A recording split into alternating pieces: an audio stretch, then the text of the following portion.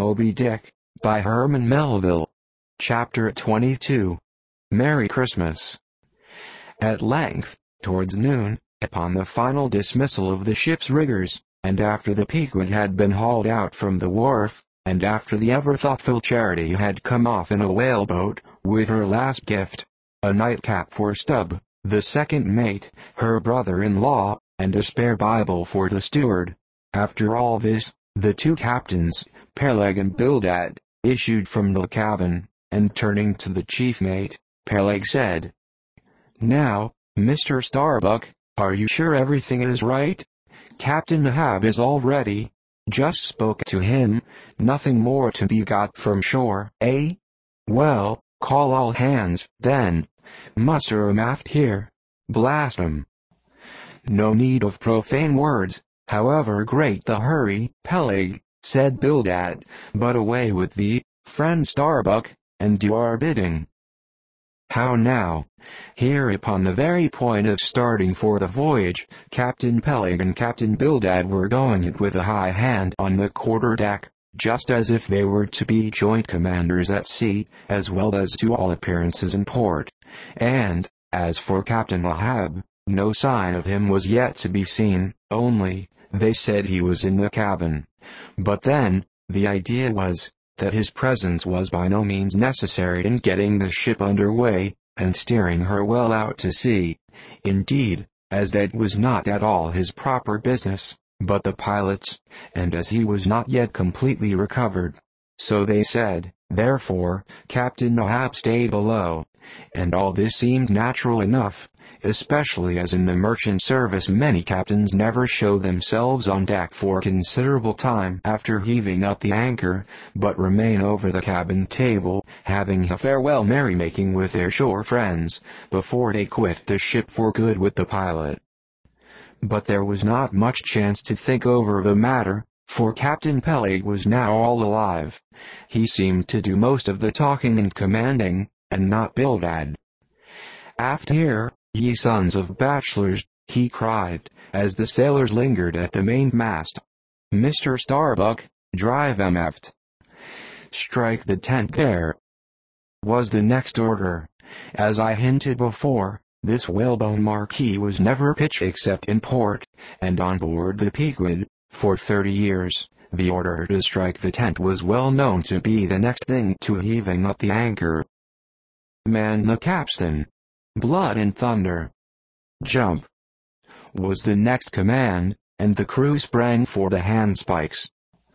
Now in getting under way, the station generally occupied by the pilot is the forward part of the ship, and here Bildad, who, with Peleg, be it known, in addition to his other officers, was one of the licensed pilots of the port, he being suspected to have got himself made a pilot in order to save the Nantucket pilot fee to all the ships he was concerned in, for he never piloted any other craft. Bildad, I say, might now be seen actively engaged in looking over the bows for the approaching anchor, and at intervals singing what seemed a dismal stave of psalmody, to cheer the hands at the windlass, who roared forth some sort of a chorus about the girls in Booble Alley, with hearty goodwill.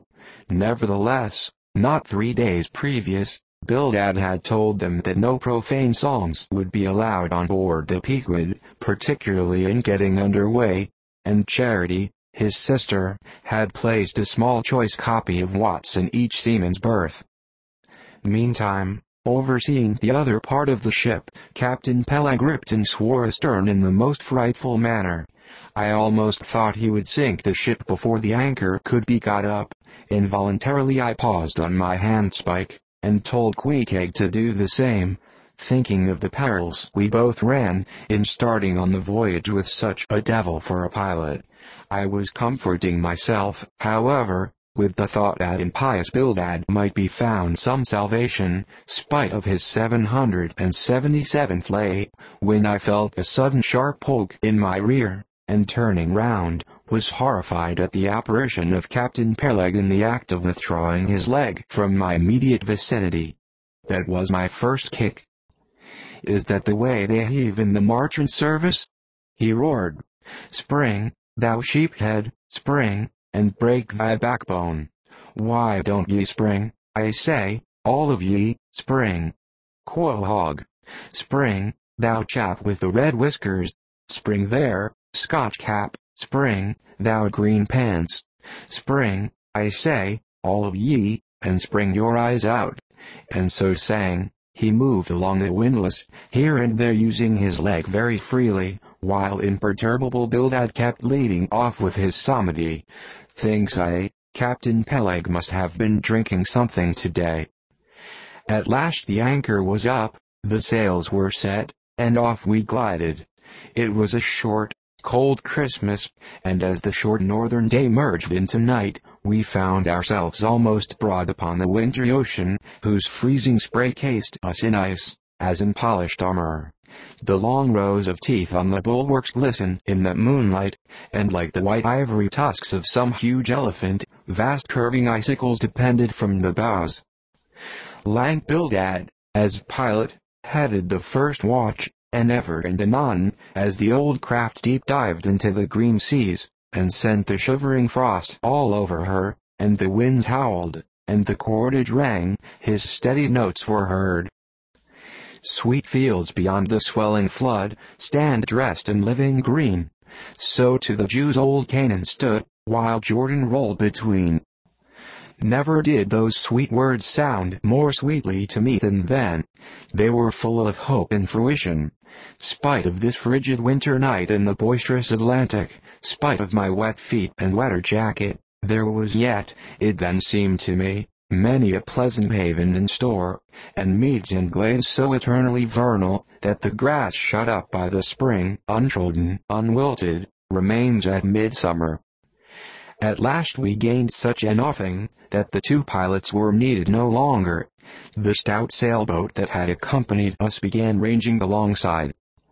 It was curious and not unpleasing, how Peleg and Bildad were affected at this juncture, especially Captain Bildad, for loath to depart, yet very loath to leave, for good, a ship bound on so long and perilous a voyage, beyond both stormy capes, a ship in which some thousands of his hard-earned dollars were invested, a ship in which an old shipmate sailed as captain, a man almost as old as he, once more starting to encounter all the terrors of the pitiless jaw, loath to say goodbye to a thing so every way brimful of every interest to him. Poor old Bildad lingered long, paced the deck with anxious strides, ran down into the cabin to speak another farewell word there, again came on deck, and looked to windward, looked towards the wide and endless waters, only bounded by the far-off unseen eastern continents, looked towards the land, looked aloft, looked right and left, looked everywhere and nowhere, and at last, mechanically coiling the rope upon his pen, convulsively grasped stout Peleg by the hand, and holding up a lantern, for a moment stood gazing heroically in his face, as much as to say, "Nevertheless, friend Peleg, I can stand it, yes, I can." As for Peleg himself, he took it more like a philosopher, but for all his philosophy, there was a tear twinkling in his eye when the lantern came too near, and he, too, did not a little run from cabin to deck, now a word below, and now a word with Starbuck, the chief mate. But, at last, he turned to his comrade, with a final sort of look about him. "Captain Bildad, come, old shipmate, we must go. Back the main yard there. Boat ahoy. Stand by to come close alongside, now. Careful, careful. Come, Bildad, boy. Say your last. Luck to ye, Starbuck.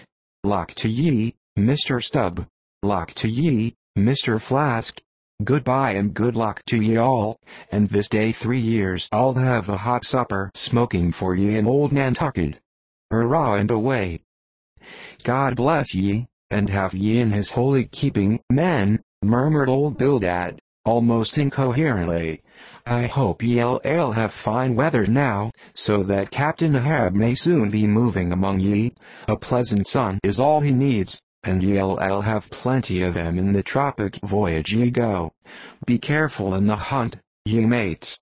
Don't stave the boats needlessly, ye harpo-oneers. Good white cedar plank is raised full 3%. Within the year. Don't forget your prayers, either. Mr. Starbuck, mind that Cooper don't waste despair staves. Oh, the sail needles are in the green locker. Don't wail it too much o' Lord's days, men, but don't miss a fair chance either, that's rejecting heaven's good gifts. Have an eye to the molasses tears, Mr. Stubb, it was a little leaky, I thought. If ye touch at the islands, Mr. Flask, beware of fornication.